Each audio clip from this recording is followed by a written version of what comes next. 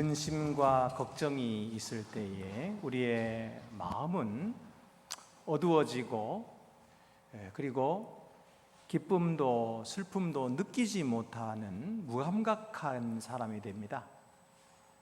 또 이 근심이 우리 마음속에 있을 때는 우리의 육체도 건강하지 못하죠. 근육이 긴장되고 또 동공이 커지면서 우리 몸에 여러 가지 이상이 생길 수밖에 없어요. 그래서 성경에도 보면은 근심은 뼈를 상하게 하느니라, 뼈를 마르게 한다. 근심은 뼈를 마르게 한다. 잠언 17장 22절 말씀입니다. 그러니까 이런 근심은 우리가 벗어버려야 돼요. 근심을 계속해서 마음에 품고 있으면 좋지 않습니다. 그런데 근심이 모두 나쁜 것일까요? 그렇지가 않습니다. 오늘 사도 바울이 우리에게 유익을 주는 근심도 있다 이렇게 말씀하세요. 그것은 무엇이냐 하면 하나님의 뜻대로 하는 근심이다 했습니다. 오늘 고린도후서 7장 10절 본문 말씀을 보면은 하나님의 뜻대로 하는 근심은 후회할 것이 없는 구원에 이르게 하는 회개를 이루는 것이요 세상 근심은 사망을 이루는 것이니라. 그러니까 이 세상 근심과 하나님의 뜻대로 하는 근심 둘로 구분하고 있어요. 그래서 지금까지 우리가 말한 근심은 이 세상 근심입니다. 이 세상 속에서 내가 어떻게 하면 잘 먹고 편안하게 잘 살까 하는 이런 것에 대해서 걱정하고, 사람들에게 내가 어떻게 인기를 누리고 사람들이 나를 사랑해 줄까 이거 걱정하는 것, 이런 것들은 다 세상 근심이에요. 이런 세상 근심은 뭐 한다고요? 사망에 이르게 한다. 그러나 하나님의 뜻대로 하는 근심이 있는데, 이 하나님의 뜻대로 하는 근심은 후회할 것이 없는 구원에 이르게 하는 회개를 이룬다. 결국 이 하나님의 뜻대로 하는 근심은 바로 우리로 하여금 참다운 삶으로 나가게 하는 것이죠. 그래서 이 세상 근심은 파괴적인 근심이라고 한다면, 하나님의 뜻대로 하는 근심은 생산적이고 창조적이고 그리고 거룩한 근심이라 할 수 있어요. 그러면 이 근심을 누가 할 수 있습니까? 이 근심은 하나님의 영원하신 생명을 받은 사람이 할 수 있어요. 하나님의 생명에 대해서 모르는 사람, 하나님의 말씀도 들은 적이 없고 또 하나님께 복종한 적도 없고 그런 사람은 이 하나님의 뜻대로 하는 근심을 맛보지도 못했고요, 그런 걸 해본 적도 없어요. 적어도 이것은 하나님의 생명을 가진 자, 그리고 예수 그리스도를 통해서 하나님의 영원하신 그 영광을 맛본 자, 믿음을 가진 자, 그리고 그 영생에 대하여 아는 자, 그런 자가 바로 이 창조적인 근심, 하나님의 근심, 거룩한 근심을 알고 있는 거죠.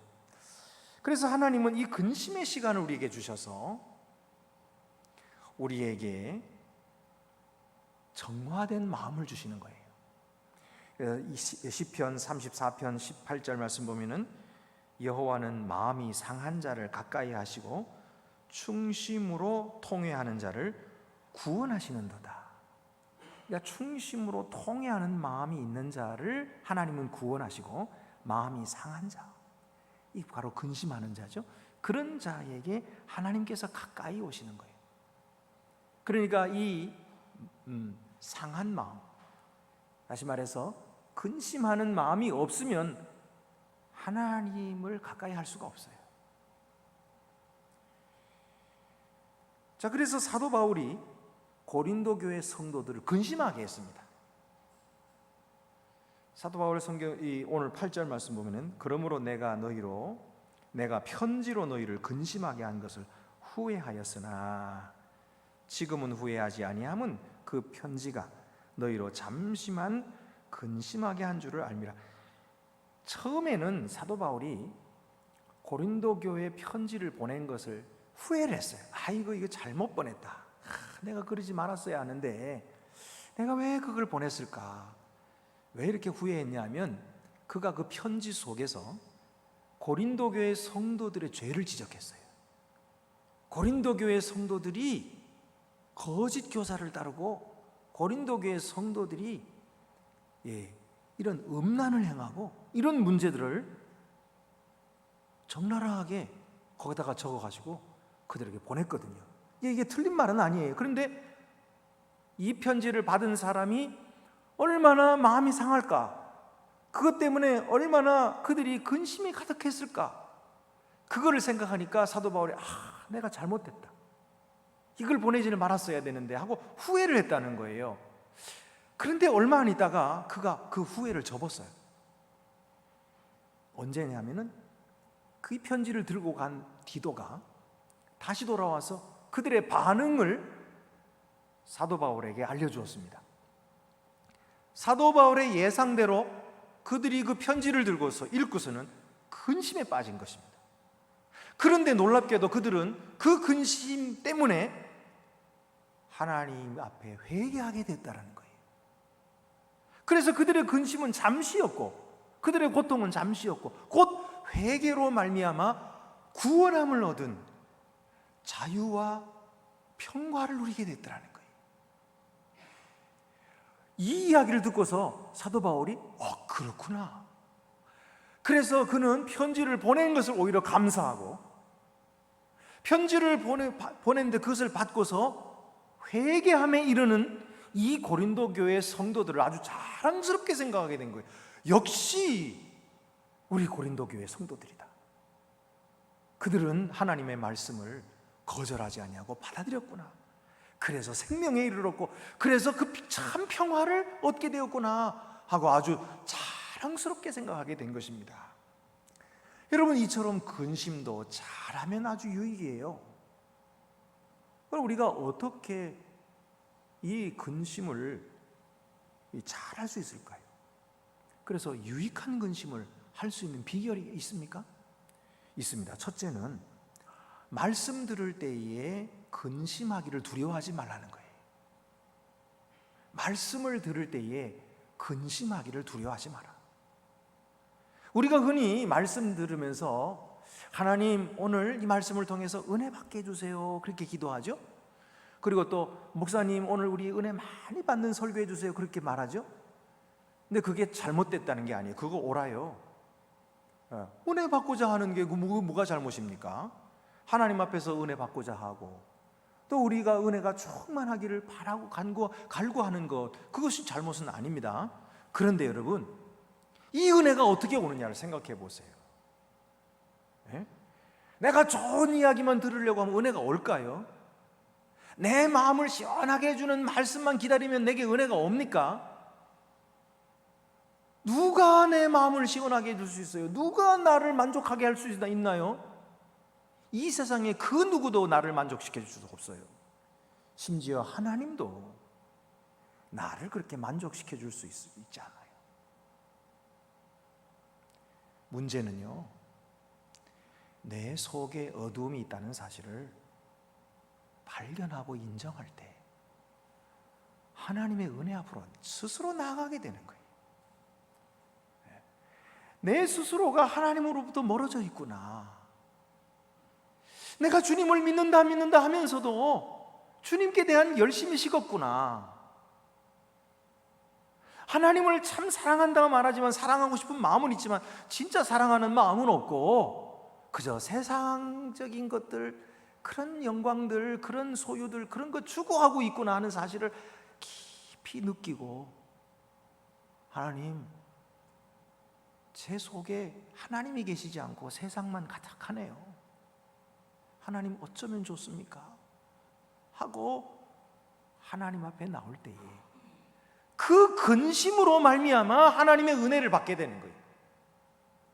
그 근심을 가질 때만이 하나님으로부터 오는 빛이 환하기 시작하고 하나님의 음성이 들려오기 시작하고 내게 참된 만족을 주시는 그 하나님을 만나게 되는 것이에요.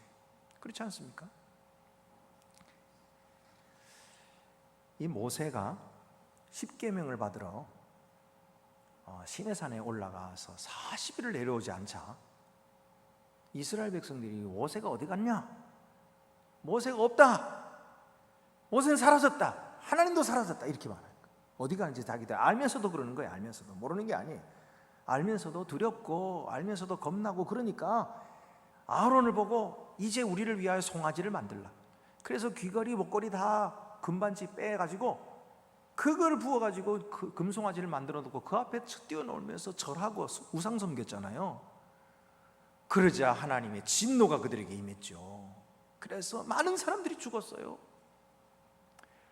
그 일이 있고 나서 하나님께서 이스라엘 백성들에게 뭐라고 말씀하셨냐면 너희는 이제 이 시내산을 떠나라.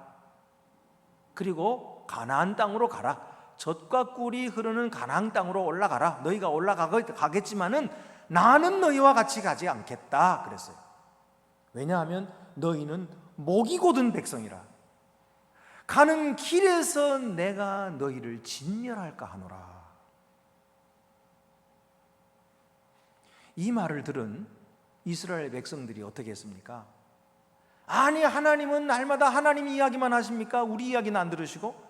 우리도 사정이 있는데 그랬었나요? 그렇게 거역하지 않았어요.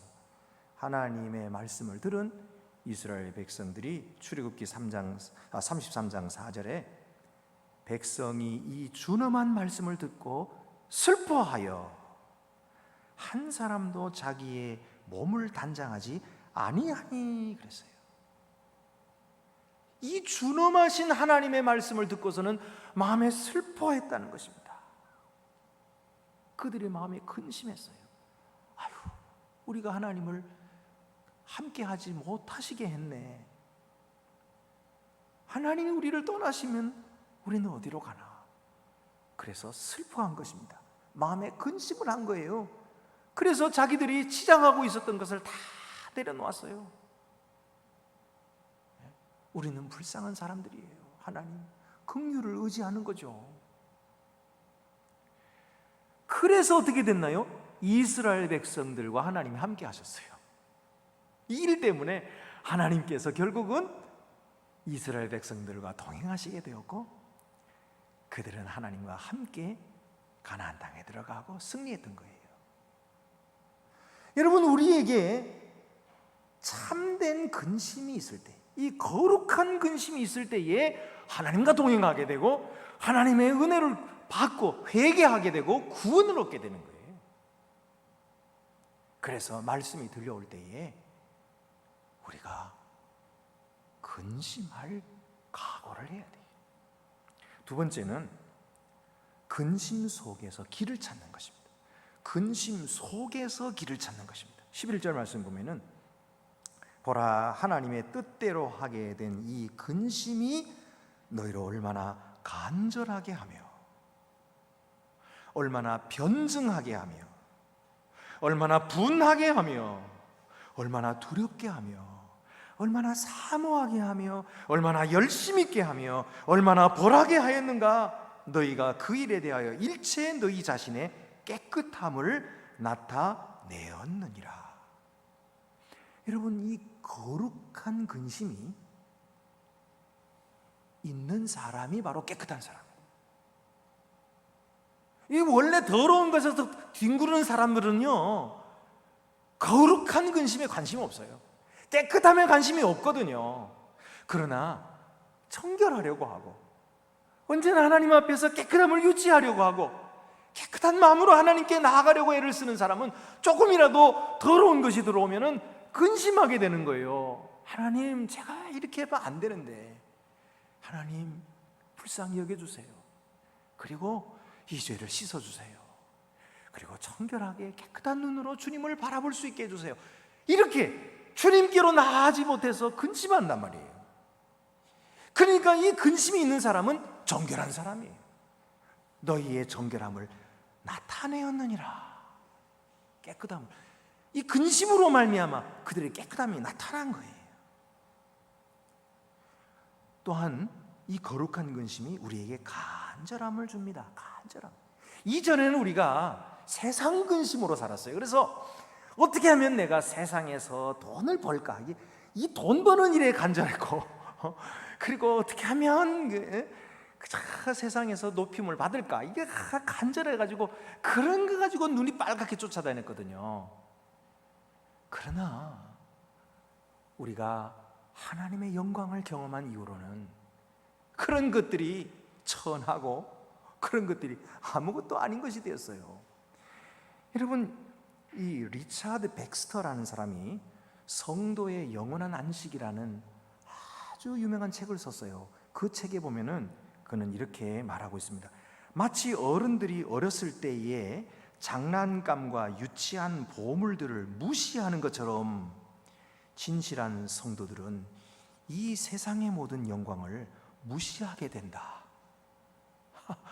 그러니까 우리가 어렸을 때 어린아이들처럼 이 세상 영광을 보고 간절하게 찾았는데, 여러분, 이제는 하나님의 영광을 경험한 사람들은요, 이 세상의 것들이 얼마나 무가치한가 하는 것을 알고서 그 유치한 것을 따르지 않고요, 이제는 하나님의 나라 그 영광을 향해서 간절함을 갖게 된다는 거예요.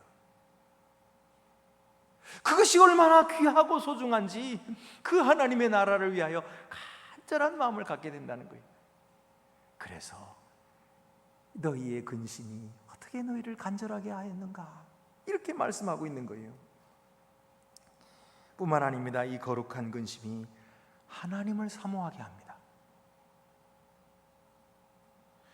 이스라엘 백성들이요, 이전에는 그렇게 하나님을 만나는 것이 귀한 줄 몰랐어요. 왜? 시온산만 가면 거기는 하나님의 성전이 있었고, 하나님의 성전만 가면은 늘 제사 드릴 수 있었고, 거기서 제사장들이 사죄를 선언했고, 그러니 그게 당연하다 그렇게 생각하고 다녔던 거죠. 그런데 이 이스라엘이 망하고 이 하나님의 성전이 불타고 거기에 있는 괴가 빼앗기고 다 산산조각이 나버리고 그들이 바벨론으로 끌려가고 하나님의 성전도 없는 곳, 낯설고 물서른 곳, 그곳에서 하나님을 찾자고 하니 마음이 너무나 서글프고 괴롭고 아파서 미칠 지경이에요. 그때에 그들이 뭐 했는가? 시편 137편 1절 말씀에 우리가 바벨론의 여러 강변 거기에 앉아서 시온을 기억하며 울었도다. 시온을 기억하며 울었도다. 그들이 울면서 비로소 시온을 기억했다는 거예요. 그때가 너무 좋았는데 왜 그때 우리는 감사치 못했는가? 그때가 너무나 은혜로웠는데 왜 그때에 우리가 하나님을 온전히 섬기지 못했던가? 그제서야 찾고 간절히 예배를 사모했던 거예요. 시온을 기억하며 울었도다. 여러분, 오늘 우리들의 이 근심, 이것이 바로 시온을 기억하게 하시지 않습니까? 오늘은 그래도 여러분들이 이렇게 좀 나오셔서 계시니까 제가 이 설교하기도 참 얼마나 좋은지 몰라요. 근데 아무도 없는 이 예배당에서 설교하는 건 너무 힘들어요, 여러분. 힘들어. 근데 이전에는 몰랐어요. 당연히 성도들은 나오는 것인 줄 알았어요. 근데 그게 아니잖아요. 못 나오시잖아요. 없잖아요. 혼자 설교를 해야 되잖아요. 그렇게 힘드니까 알게 되더라고요. 그리고 사모하게 되더라고요. 우리 좀 같이 모여서 예배드렸으면 얼마나 좋을까. 여러분, 이 근심을 통해서 하나님은 하나님을 사모하게 만들어 주시는 거예요. 이전에는 그 사모함이 없었어요. 그런데 이제 예배를 사모하게 됐고, 성도들 만남을 사모하게 됐고, 그리고 주님을 사모하게 됐어요. 그런데 이것이 은혜가 아닐까? 하나님은 이 은혜를 우리에게 주시는 것입니다. 세 번째는 주님이 근심을 구원으로 바꿔주심을 경험하라 하는 거예요. 우리의 근심을 주님이 구원으로 바꿔주시는 거예요. 여러분, 우리 주 예수께서도 근심하셨을까요? 근심하셨어요. 오늘 우리가 읽은 신약의 본문 말씀, 누가복음 19장 41절에 42절 말씀 보니까 가까이 오사 성을 보시고 우시며 이르시되 너도 오늘 평화에 관한 일을 알았더라면 좋을 뻔하였거니와 지금 내 눈에 숨겨졌도다. 지금 이거는 예수님께서 예루살렘 성으로 향하여 가시다가 예루살렘 성이 보이는 곳에서 말씀하신 거예요. 그러니까 아마도 예루살렘 성을 가기 위해서는 베다니 마을을 지나서 골짜기를 언덕을 넘어가야 되거든요. 그 언덕에 서면은요 쫙 하고 펼쳐집니다. 이 예루살렘 성이. 그 성전을 보면서 멋있고 화려한 이 성전을 보시면서 예수님께서 우셨다는 거예요. 우셨어요. 왜 우셨어요? 지금은 이렇게 화려하고 내 스스로가 잘났다고 이렇게 자랑하지만 얼마 안 있어서 하나님이 함께 계셔도 그 영광이 다 떠나버리고, 그리고 이제는 토성을, 적들이 와서 토성을 쌓고 너희를 무너뜨릴 것이다. 근데 너희들의 눈에는 이것이 숨겨져 있으니 얼마나 안타까운가. 그것을 알지 못하고 그래서 회개하지 못하니 결국은 그 멸망을 당하겠구나, 이렇게 생각하시고 주님께서 그 성을 보고 우셨다는 거예요. 예수님의 이 근심은 거기서 멈추지 않았어요. 예수님의 근심은 겟세마네 동산에서도 계속됩니다. 마가복음 14장 34절의 말씀 보면은 내 마음이 심히 고민하여 죽게 되었으니 너희는 나와 함께 깨어있어 기도하라. 제자들에게 이렇게 말씀하셨죠. 예수님께서 뭐라 그랬냐면 내 마음이 심히 고민하고 죽게 되었다 그랬어요. 이 말씀은 너무나 많은 의미를 담고 있기 때문에 다 말씀드릴 수 없지만 그 중에 한 가지는 이런 것입니다. 예수님께서 만민의 죄를 짊어지시고 이제는 죽음으로 가고 계시는 거예요.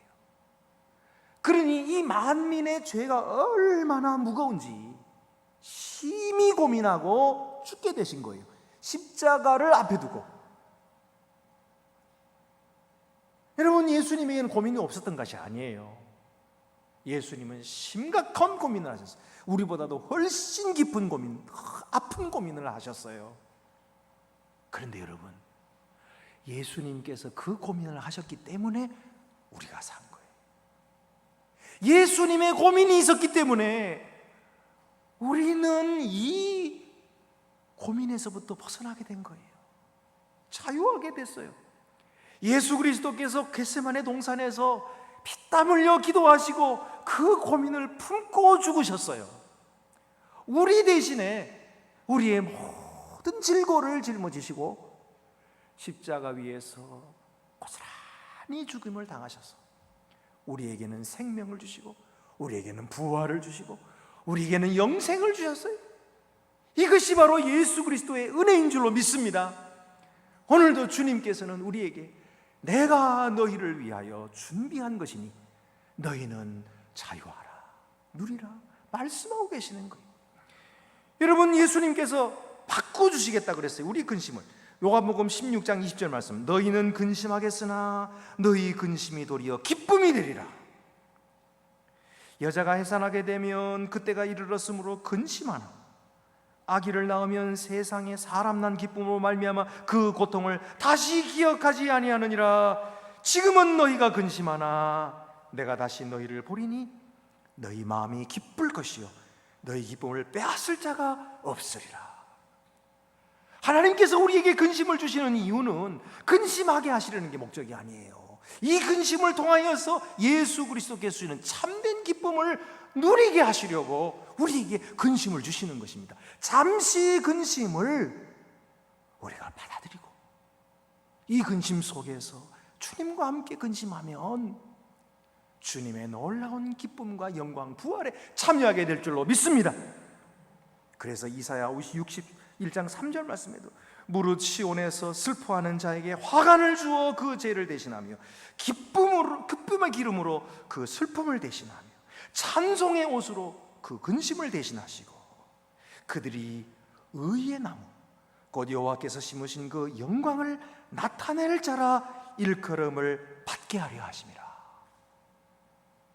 여러분, 우리를 의의 나무로 삼으시고 그 영광을 나타낼 자로 삼기 위하여 오늘 우리에게 작은 근심이 있게 하신 거예요. 요셉은 자기와 정혼한 마리아가 아기를 가졌다는 이야기를 듣게 됐어요. 그리고 사실인가 하고 알아봤더니 사실인 거예요. 나 마음이 너무 안 좋았어요. 실망도 되고 두렵기도 하고 걱정도 되고 이거 어떡하나, 큰일이다. 사람들이 이걸 알면은 저 여자 깨끗한 줄 알았더니 더러운 여자였다고 손가락질하고 돌을 던질 거고, 요셉 너는 뭐 했냐, 정혼했다고 하면서 여자 하나 제대로 간수를 못하냐, 그리고 요셉은 또 얼마나 사람들에게 욕을 먹을까 그 생각을 하니까 그냥 근심이 가득했던 거예요. 그런데 요셉은 의로운 사람이라서 아무도 몰래 조용히 관계를 끊으려고 했습니다. 그런데 그때 하나님께서 요셉에게 말씀하셨어요. 천사를 보내어서 요셉아, 무서워하지 말라. 그 여자 데려오기를 무서워하지 말라. 그 여자가 아기를 가진 것은 성령으로 잉태된 것이니라. 아이를 낳으리니 예수라 하라. 이가 자기 백성을 모든 죄에서 구원할 자임이라 라는 말씀을 들었어요. 그때에 지금까지 그가 근심하던 세상 근심이 사라져버렸어요. 그리고 이제는 하나님의 근심을 하게 됐어요. 하나님께서 이 여인을 통해서 아이를 주시면 이 아이를 통해서 만민을 구원하시려 하는구나. 어떻게 하면은 내가 그 하나님의 뜻을 이루어 드릴 수 있을까? 그러면서 하나님의 근심을 하기 시작한 거예요. 여인을 데려왔어요. 그리고 사람들이 비난하는 것을 눈 깜짝하지 않았어요. 손가락질하고 비판하는데도 하나님의 근심으로 그는 충만했던 것입니다. 그래서 그의 속에는 확신과 기쁨이 있었어요. 여러분, 오늘날 우리들이 이 세상 사람들로부터 무슨 말을 듣든지 거기에 연연하지 않는 이유는 우리가 세상 근심에 쌓인 자가 아니라 우리는 거룩한 근심에 사로잡힌 자들이기 때문입니다. 오늘도 주님께서는 우리를 부르셔서 이 거룩한 근심에 주와 함께 하자고 우리를 초대하고 계시는 것입니다. 여러분, 아직도 이 세상 근심에 매여 있습니까? 이제는 벗어버리세요. 그리고 주님께서 주시는 거룩한 근심을 가지세요. 주여, 이 모습 이대로는 안 되겠네요. 주님, 내게 오셔서 주님의 뜻을 이룰 수 있도록 도와주세요. 주여, 제 속에 어두움이 있네요. 이 어두움을 극복하도록 주께서 능력을 주시옵소서. 주님의 능력으로 거듭나게 될 줄 믿습니다. 여러분, 이 거룩한 근심이 우리를 회개하게 하고 그리고 구원에 이르게 하는 하나님의 약속이 담겨 있는 것입니다. 오늘도 이 거룩한 근심과 함께 더욱더 정결해 주시고 더욱더 주님께 충성하시고 그리고 간절한 마음을 갖게 되시는 우리 모든 성도 여러분 되시기를 간절히 바랍니다. 기도드리시겠습니다. 은혜로우신 아버지 하나님, 세상 근심에 빠져서 정신없이 헤매이던 저희들을 불러서 세상 근심 벗겨주시고 하늘의 거룩한 근심을 가질 수 있는 그런 귀한 주의 자녀 삼아주신 것을 감사하옵나이다. 주여, 오늘도 저희들로 하여금 주님이 가지셨던 그 근심 함께 가지고 주와 함께 걸을 때에 주님이 가지셨던 그 기쁨이 충만하게 하여 주시고 확신 가운데 영광에 동참하는 저희들 되게 하여 주시옵소서.